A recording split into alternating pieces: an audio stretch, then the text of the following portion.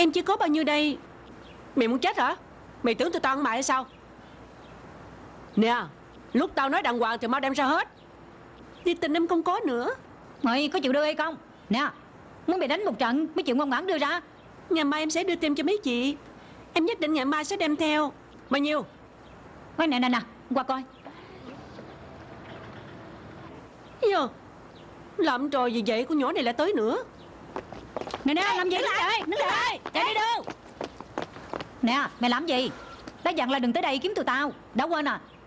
Chiếc máy của tôi đã bị ai giật đi hả? Cái gì? Hỏi chiếc máy đó. Tụi tao đã nói rồi, cái máy đó không còn ở đây. Tôi biết là chiếc máy đã bị người ta giật đi.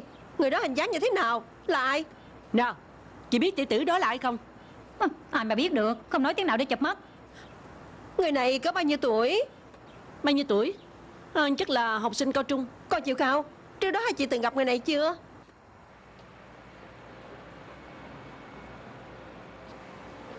Đi đâu đây?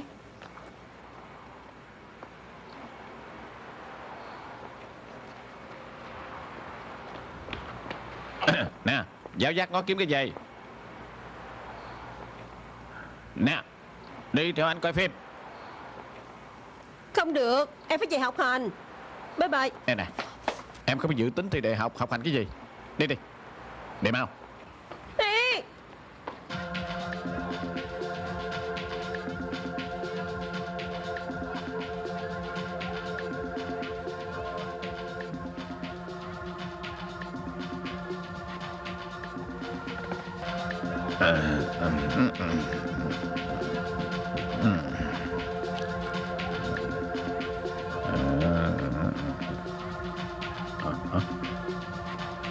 Em sao vậy?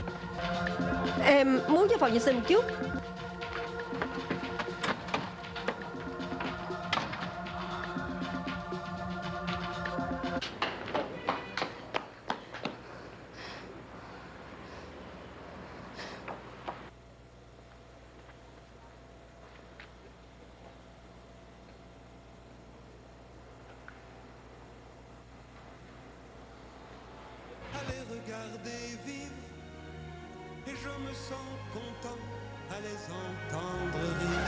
Hoan nghênh Quang Lâm.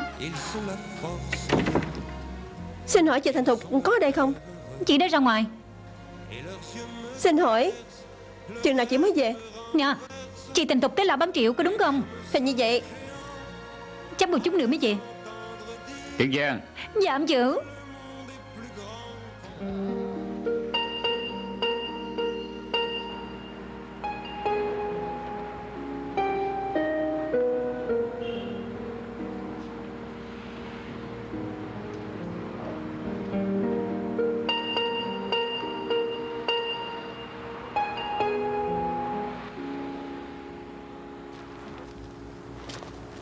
Vậy rồi hả? Nếu em còn chơi anh kiểu này, anh sẽ đem chuyện của em nói cho Thành Thục biết. Lần trước em đã một lần gạt anh nói là Thành Thục về tới. Nếu mà còn dám chọc giận anh không khách sáo với em nữa đâu. Em sẽ một mình nói với chị Thành Thục. Chỉ cần em thật thà nói cho chị ấy biết, chị thế nào cũng tha thứ cho em thôi. Em muốn một mình đi tự thú giật em ăn trộm tiền của Thành Thục. Phải. Cho nên là từ nay em không có giúp cho anh làm bóp nữa. Tôi hiểu rồi, tùy ý em. Nhưng mà tôi nghi ngờ Thành Thục không có tin lời của em nói. Nói thật cho em biết, Thành Thục sẽ tin tưởng tôi, người chứng kiến xảy ra tại hiện trường. Em biết rõ quan hệ giữa tôi với cô ấy. Em cảm thấy cổ tin em hay là tin tôi?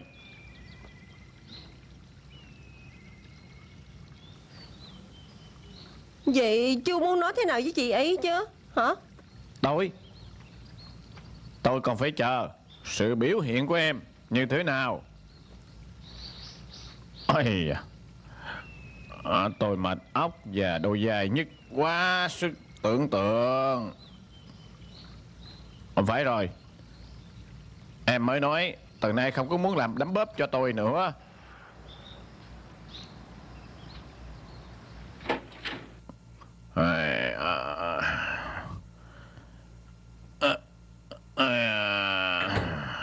da cứng ngắc à.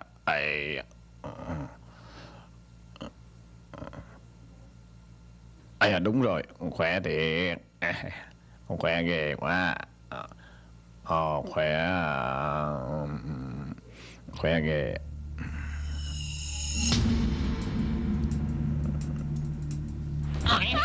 Chị muốn làm gì? Nè, con bé đừng phản ứng nha. Quên nói gì với anh rồi thì sao hả? Em không được phản ứng. Phản ứng hả? Phản ứng làm mạnh cho coi. Hùng cái này. Nè.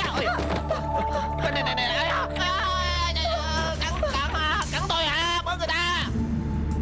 Giấu răng sâu như vậy chết tôi rồi. Ôi, em làm gì vậy? Chị Thành Thục. Hả? Nè, có chuyện gì xảy ra? Xuống ra đâu? Nè, Kiều Trang. Thành Thục. Nhân Triết, Kiều Trang sao vậy? Nó chạy đi đâu? Cái con nhỏ đó, mau cản nó lại giùm anh. Tại sao lại cản nó lại? Ây da, cánh tay của anh sao vậy nè? Tại sao bị như vậy? Thành Thục, em có biết em ở nhà nuôi một đứa ăn trộm hay không? Ăn trộm? Đúng vậy, nó mới chạy tới phòng của em ăn cắp tiền. Bị anh bắt gặp rồi nó bỏ chạy đó. Cái gì? Anh nói là Kiều Trang ăn cắp tiền của em? Thì đúng, nó tới tiền của em động lòng tham, anh cản lại còn bị nó cắn bỏ chạy. Có thật vậy à? Ai da, đau gần chết. Em coi nè, dấu răng nó sâu như vậy. Ây da, tại sao vậy? Ây da, có cần đi bác sĩ hay không? Làm sao bây giờ? Anh có đau hay không vậy hả? Nè. Ui, Thành Bưu, chừng nào mới về? Sáng sớm mai tao phải dùng xe. Sáng ngày mai tôi về ngay. Hả? Ôi, nè.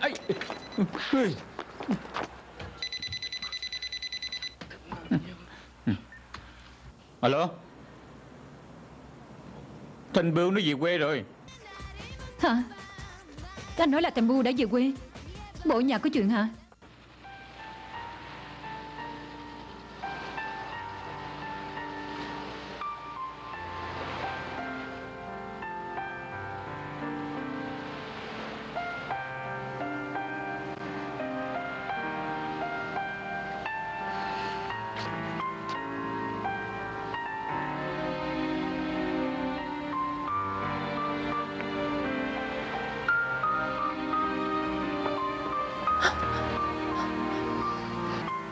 Là ai vậy?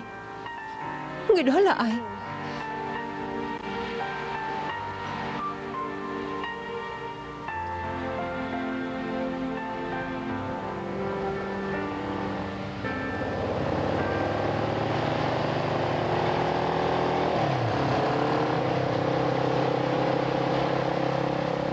Anh Thành Bưu.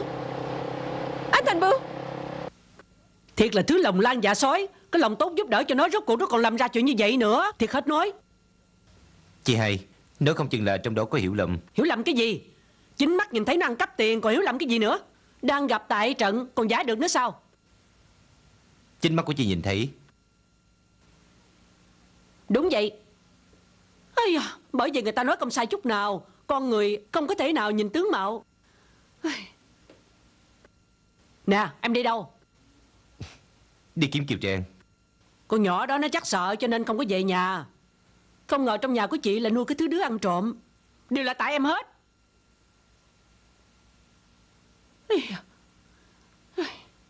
Nếu để mà tôi bắt được sẽ chết chắc với tôi.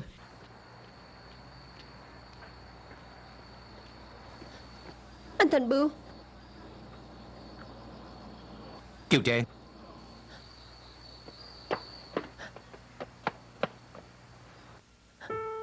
Anh Thành Bưu.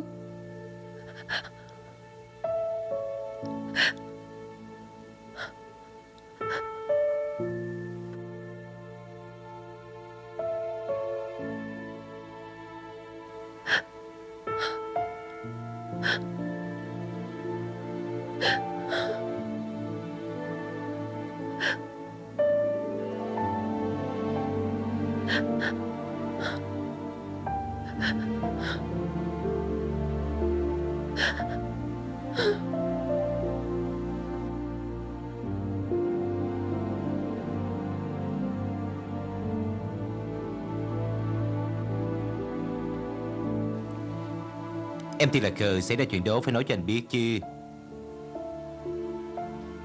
Được rồi, đừng có khóc nữa. Kể đâu đưa câu chuyện cho chị Hai nghe. Chị Hai chắc chắn tha thứ cho em.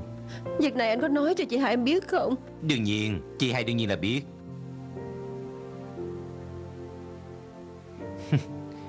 Nói gạt em thôi.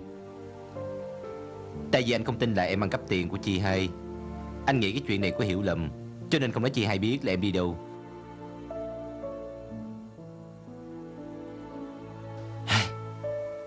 Được rồi, mình về.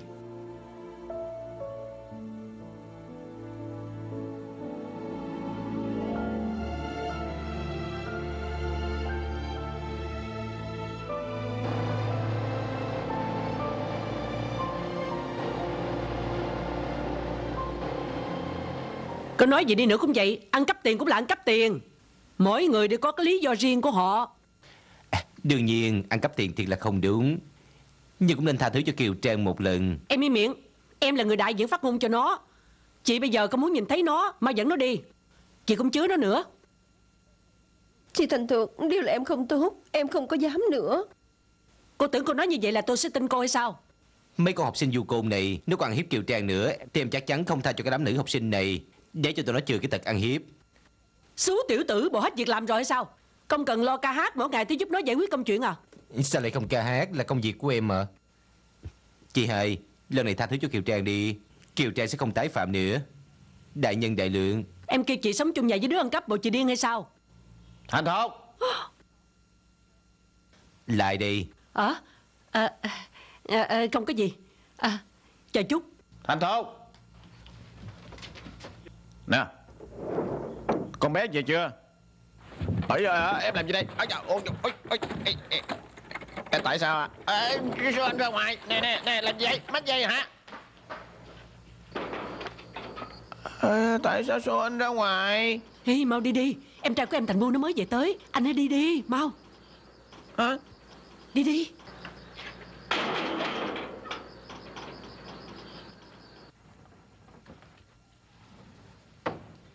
Người đó là ai? Là khách ở trong quán. Khách quán trà tới kiếm chị. Tại vì người này nhà cũng ở gần đây, cho nên khi nào có chuyện đều tới đây giúp cho chị. Em hỏi Kiều Trang coi, có phải không Kiều Trang? Người khách này đối với Kiều Trang cũng rất là tốt. Có đúng không Kiều Trang? Dạ phải. Sao còn ngồi ở đây không chuẩn bị cơm tối à? Em muốn cho Thành Bưu nhìn đó về hay sao? À phải, đói bụng quá đi. Đó muốn chết đây nè.